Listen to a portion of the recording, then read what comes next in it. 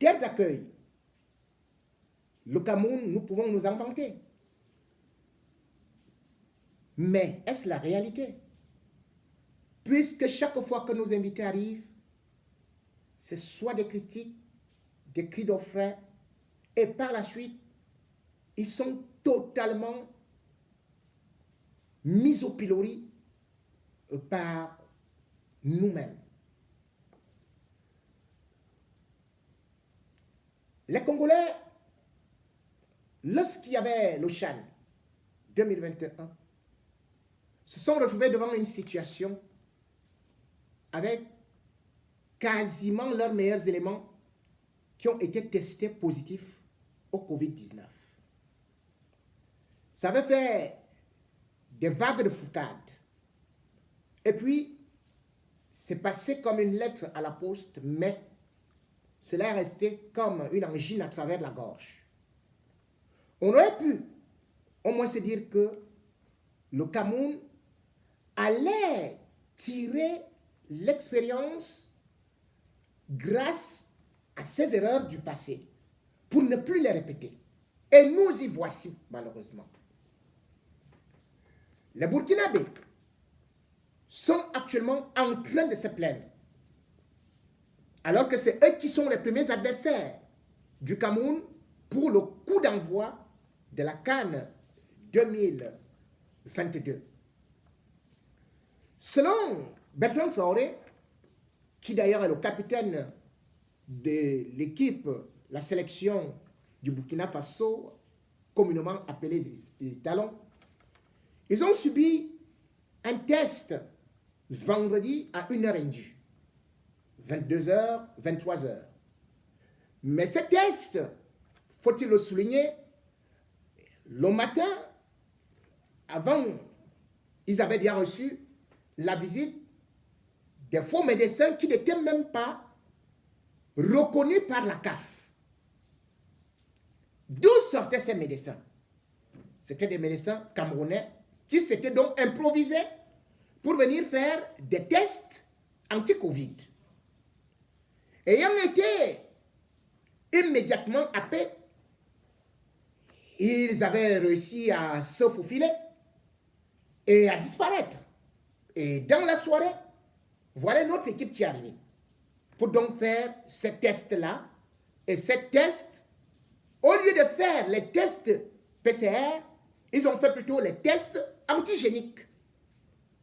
Et le samedi matin, donc, à quelques, on peut dire tout simplement 24 heures de l'ouverture de la CAN, les joueurs burkinabés apprennent que 5 de leurs joueurs sont testés positifs, plus 2 encadreurs, dont leur entraîneur. Le tollé est général, puisque au Burkina Faso, on parle d'un scandale. Comment comprendre que les 5 meilleurs joueurs burkinabés soient tous positifs au Covid-19? C'est exactement la même chose qui s'est passée avec Ochan 2021. Les meilleurs joueurs congolais étaient testés positifs au Covid-19. On peut être patriote, mais n'exagérons pas. Et au-delà de ça, on parle de tests antigéniques, alors que les tests antigéniques ne sont pas reconnus par la Confédération africaine de football, c'est plutôt les tests PCR. Le Burkina Faso est donc déjà dans la contestation avant même le premier match. Où allons-nous? Quelle image? Si déjà on n'est pas crédible, si on commence déjà, comme les Burkinabés nous accusent de manipulation, et puis on va donner raison aux Marocains qui viennent avec tout chez eux, de chez eux. On va donner raison au monde entier qui dit que tous les tests au Cameroun sont faux. Avant que les Burkinabés ne se plaignent, plusieurs radios internationales et chaînes de télévision avaient déjà fait des enquêtes, y compris avec ce qu'on appelle caméra cachée, pour démontrer que les vaccins, c'est-à-dire que le carnet vaccinal au Cameroun était traficoté. Donc, les faux carnets de vaccins, les faux tests de vaccins. Mais on a beau vouloir défendre un pays qui est nôtre, mais est-ce normal qu'on passe toujours par le faux? Est-ce normal que le Cameroun ne se débarrasse pas de ces lambeaux, de ces habits désuets, de ces titres honteux de triple champion du monde de la corruption? Oui, 5 joueurs, les meilleurs. Le Covid là, qu'on est cherché, 5, les meilleurs. Plus l'entraîneur. Mais il n'y a plus match. On n'aura qu'à gagner. Et ce qui est extraordinaire dans tout ça, c'est que beaucoup vont dire que non, c'est un laboratoire indépendant. Qu'est-ce qui est indépendant chez nous? Qu'est-ce qui est indépendant? Déjà, rien que la jauge au niveau des stades, le Cameroun va encore montrer le faux.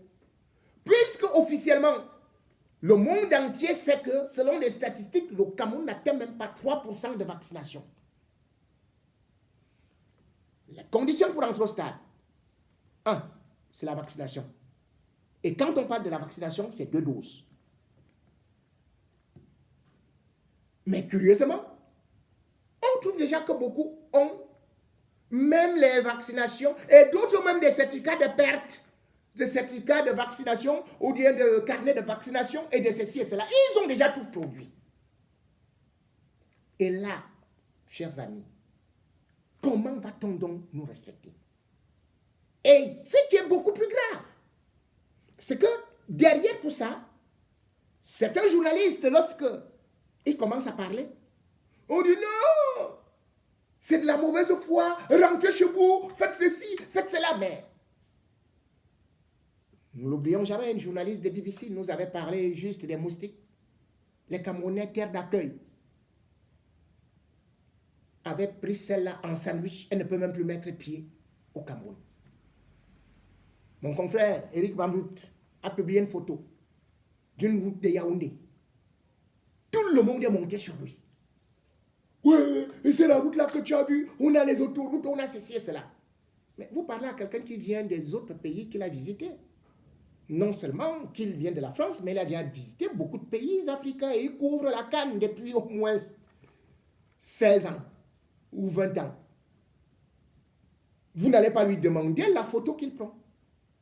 Lorsque vous arrivez de l'autre côté même, seulement sur la nouvelle route de Lembe, elle est bitumée, non loin du stade.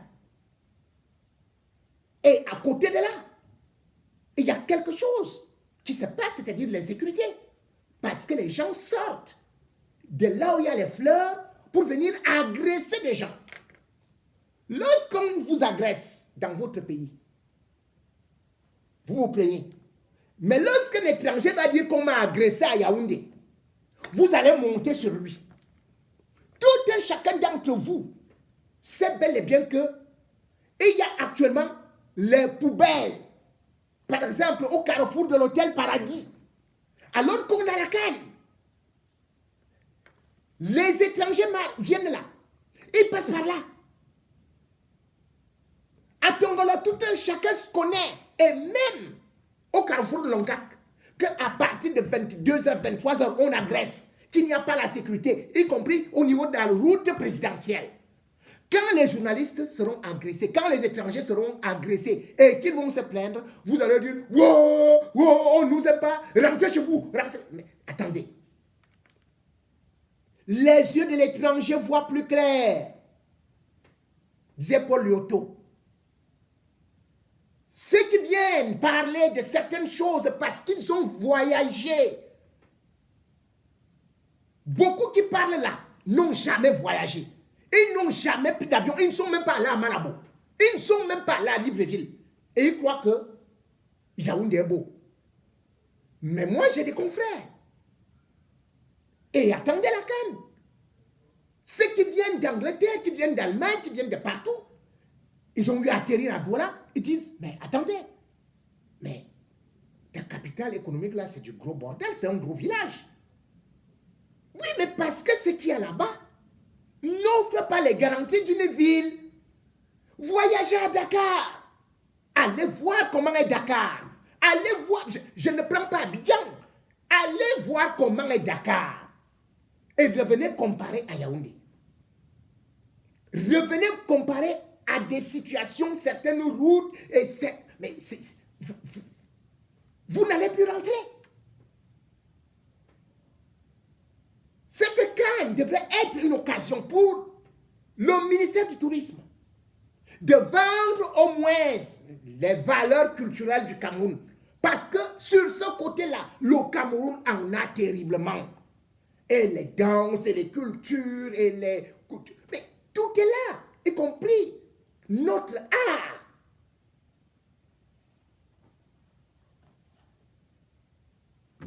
Mais où est le ministère du Tourisme? Pourtant, un budget a été donné, alloué. Dans cet événement, dès la porte d'entrée, c'est-à-dire que l'aéroport, vous avez déjà affaire au ministère du Tourisme, qui vous dit que voilà ceci et cela. Est-ce que vous pouvez aller visiter le site à Ouaza? Est-ce que vous pouvez aller à Limbe? Est-ce que vous pouvez aller faire ceci et cela? La canne, ce n'est pas les stades.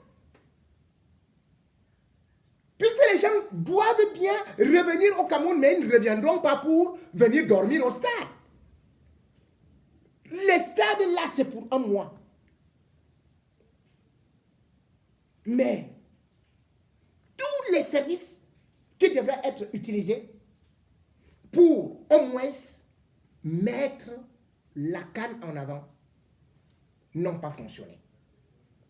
Et la seule chose qu'on voit, c'est quoi? C'est que la seule chose qu'il y a dans la tête, c'est l'insécurité.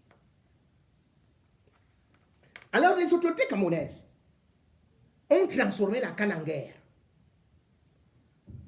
Puisque